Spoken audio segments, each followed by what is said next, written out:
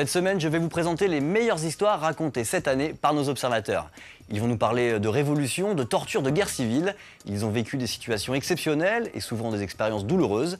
Mais vous allez voir qu'il n'y a pas de pessimisme ni d'abattement dans leurs témoignages. Ce sont des gens qui se battent pour un monde meilleur et leur arme, c'est l'information. On commence avec un homme extraordinaire, un homme qui a été l'un des meneurs de la révolution tunisienne et que pourtant personne ne connaît. Avec une poignée de syndicalistes, il a su initier la révolte à Sidi Bouzid, une révolte qui a balayé l'ancien régime tunisien et qui s'est ensuite propagée dans le reste du monde arabe. Mais après la révolution, vous allez voir qu'est venu le temps de la désillusion, car les premières élections libres organisées dans son pays ont laissé à cet homme un goût amer. On écoute Slimane Rouissi, l'homme de l'ombre de la révolution tunisienne. Lors de la Révolution, nous avons eu un rôle d'encadrement et d'incitation. Nous avons également fait en sorte d'élargir la mobilisation hors de Sidi Bouzid. Nous avons établi des contacts avec les autres régions de la Tunisie pour leur demander de nous soutenir.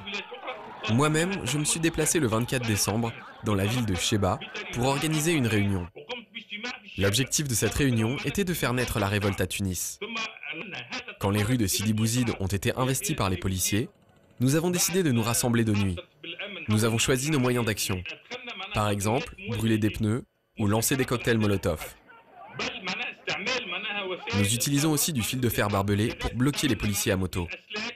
Je peux le dire maintenant, nous avions des informateurs au sein de la police. Ils nous tenaient au courant de ce qu'il se passait, même dans les réunions des autorités. Et bien sûr, nous tenions au courant les médias de l'évolution de notre mouvement. Je considère que ces élections ont été transparentes. Le parti de la pétition, qui rassemble des anciens du parti présidentiel, a gagné. Mais la liste a ensuite été éliminée en raison d'irrégularités. Je me suis rendu dans les campagnes pour tenter de comprendre. J'ai entendu un discours régionaliste. Les gens ont voté pour cette liste parce qu'elle est menée par quelqu'un de Sidi Bouzid. Et aussi parce qu'ils avaient un discours populiste. Ils promettaient par exemple une prime de 100 dinars à tous les chômeurs. Enfin, la machine du RCD était derrière cette liste. Les notables de la région et les anciens membres du comité du RCD, tous s'activaient pour faire élire la pétition.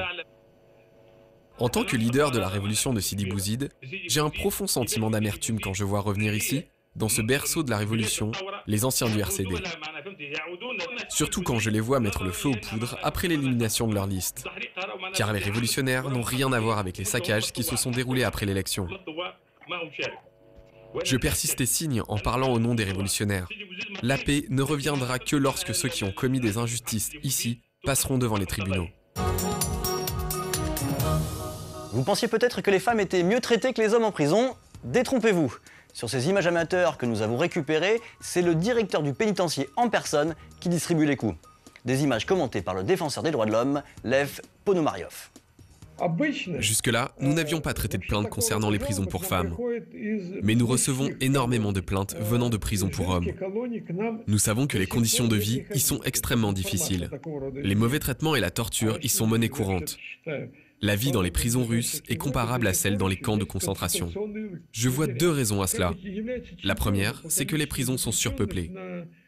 Il y a 800 000 personnes actuellement en prison en Russie. C'est le deuxième pays qui emprisonne le plus, après les États-Unis. Et puis dans le pays, les prisonniers sont considérés comme des animaux. C'est comme ça depuis la révolution de 1917, puis sous l'Union soviétique. Ça avait commencé à changer dans les années 90, mais les choses se sont dégradées avec Poutine.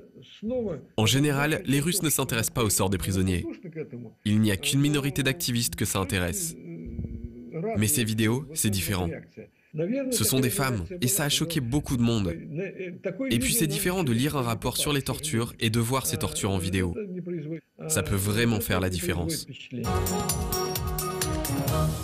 La guerre civile qui déchire la Syrie a déjà fait plus de 15 000 morts. Beaucoup ont été tués dans des bombardements, mais ce que redoutent le plus les habitants des villes qui sont occupées par l'armée, ce sont les snipers.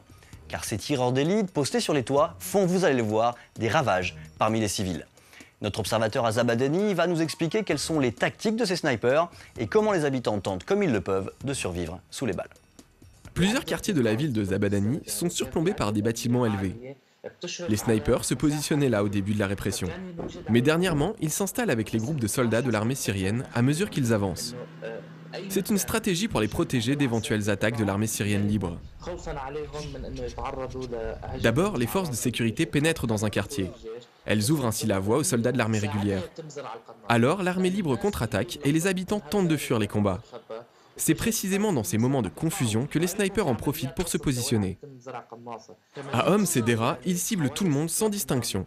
Alors qu'à Zabadani, ils tirent surtout pour dissuader les gens de passer dans certains endroits. Mais ils ont fait des victimes ici.